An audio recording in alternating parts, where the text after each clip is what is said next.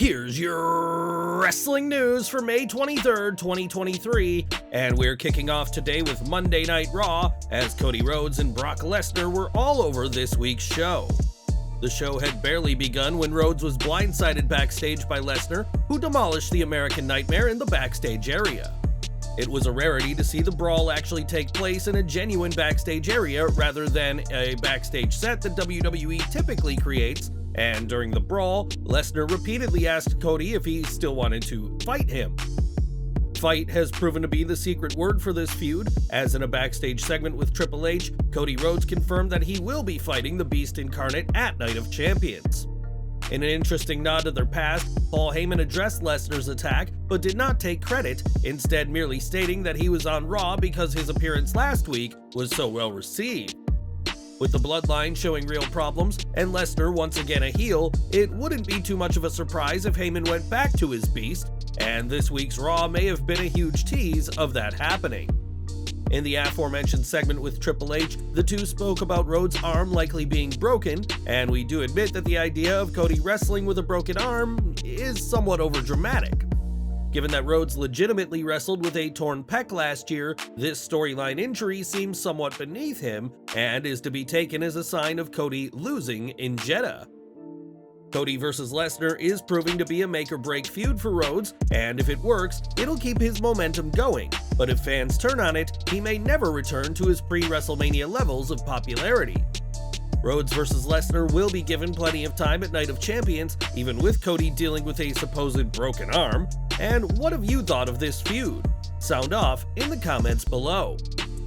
With this being the go-home Raw before Night of Champions, you'd expect WWE to do all they could to promote stars and matches for the show, but the women of the Red brand came across as an afterthought.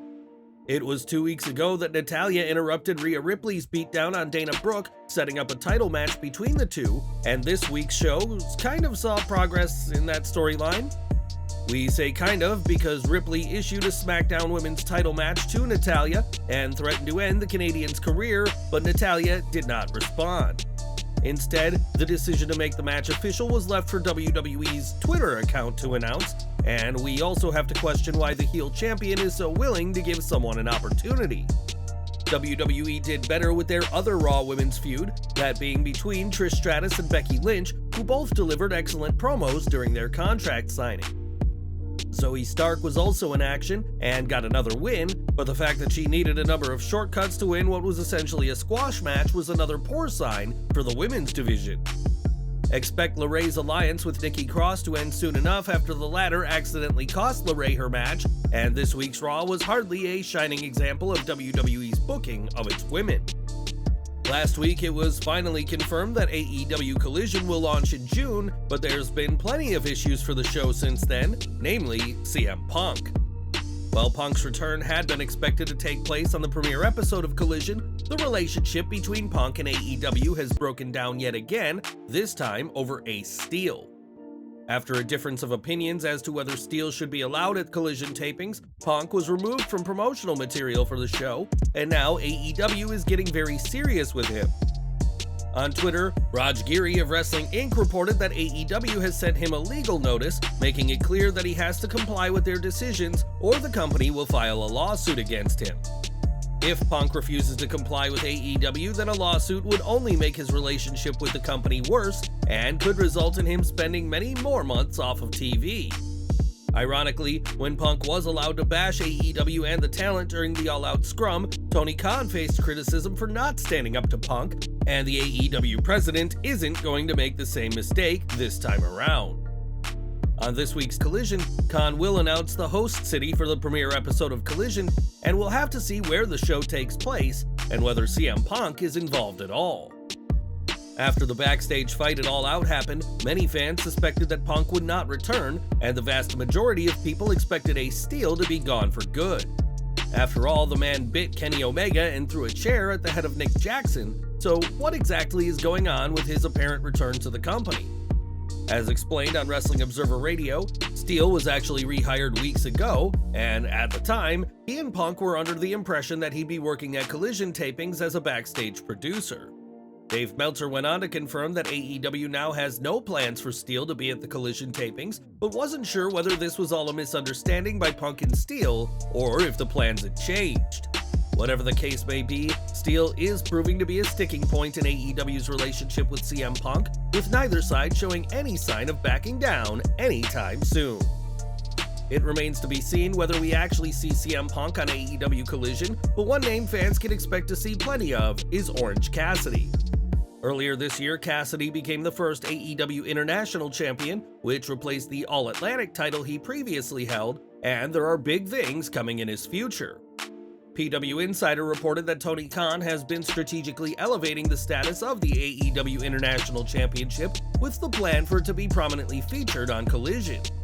Cassidy is currently on a winning streak, with his most recent defeat coming on the April 5th edition of Dynamite, and he's retained his title against Bandito, Daniel Garcia, Jay Lethal, and others. It'll be interesting to see how Khan plans to elevate the AEW International Championship further than its current status, but fans will have to wait until Collision launches to find out his plans. More from AEW Collision now, as Tony Khan has big plans for the brand, which will include its own roster of talent for the show. AEW Collision will also be the first time that a weekly AEW show will air on the weekend, which has come as an issue to many of the wrestlers. As Brad Shepard noted on Allow Me to Apologize, some AEW talent have expressed their frustration with Collision being on Saturdays, as the weekend is when conventions typically take place. Conventions are always a serious money earner for wrestlers, but thanks to AEW Collision being on Saturdays, it'll now be impossible for many on the roster to attend these sort of events. Losing conventions means these wrestlers will also experience a serious loss of income, and we doubt that Tony Khan will be adding more money to their current contracts to make up for the loss of earnings. Conventions allow wrestlers to interact with fans and make good money without having to take bumps or risk being injured, and with that no longer an option for some of AEW's big names, it's not hard to see why some are far from thrilled. This Saturday, either AJ Styles or Seth Rollins will leave Jeddah as the World Heavyweight Champion, but there's been questions about the legacy of this title. After all, it was in 2002 that Eric Bischoff awarded Triple H the World Heavyweight Championship after then undisputed champion Brock Lesnar signed to appear exclusively on SmackDown. According to our WWE insider source BWE, WWE has decided that the new World Heavyweight Champion won't be new per se, but will be considered in the same lineage as the previous title. That title was held by the likes of Shawn Michaels, The Undertaker, Edge, and others before Randy Orton unified the World Heavyweight Championship and the WWE Championship in late 2013. Now, either Rollins or Styles will add their name to the impressive list of superstars, and who do you hope to see leave Night of Champions with the World Heavyweight title? And we're ending today with Monday Night Raw, as there was plenty that went down after the show went off the air. The main event of the show saw Sami Zayn, Kevin Owens, and Matt Riddle defeat Imperium, with Owens getting the pin over Giovanni Vinci following a Swanton Bomb. After the cameras stopped rolling, the trio of Zayn, Owens, and Riddle remained in the ring and were ambushed by Imperium, and the three European wrestlers had plans to put the faces through a table. As the old wrestling adage goes, those who set up the table are doomed to go through it, and that's exactly what happened this time around. In the end, it was Ludwig Kaiser who ended up going through the table, again thanks to Owens, and the three babyfaces celebrated in the ring and at ringside with fans to send the crowd home happy. This weekend will be big for both sides, with Owens and Zayn set to defend their tag titles against the Bloodline, while Gunther will put his Intercontinental Gold on the line against Mustafa Ali, and it remains to be seen who returns to Raw next week, still as champions.